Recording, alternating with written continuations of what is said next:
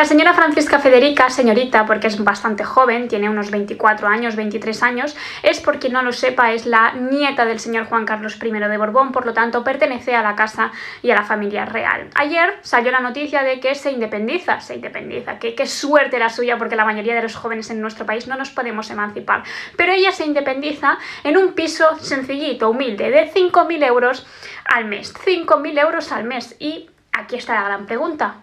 ¿De dónde salen estos 5.000 euros al mes?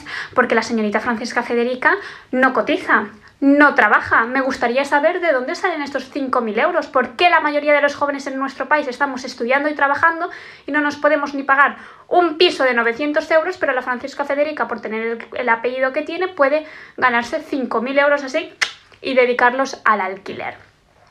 ¿Cómo dijo eso el señor Pablo Casado, líder del Partido Popular? Dijo que las personas que trabajaban automáticamente se podían independizar porque podían pagar el alquiler, porque cobraban un sueldo. Ya.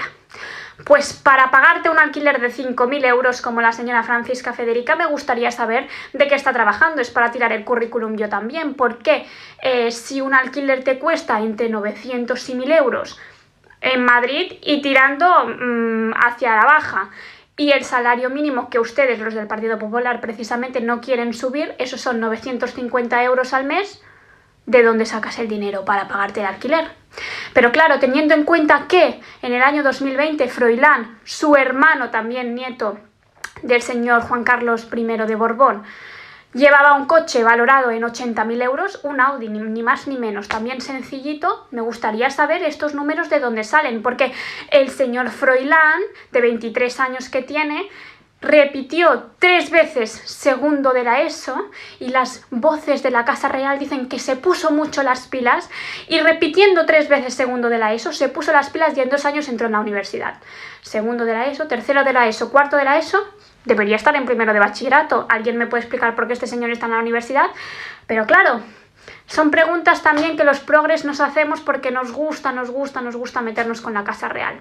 Ya, mientras la gente joven de este país está estudiando y trabajando en puestos precarios donde no se ganan ni 950 euros al mes, dando gracias, porque la mayoría son trabajos en la hostelería y en las tiendas, que son trabajos precarios y explotados, que si no lo has probado no lo puedes decir.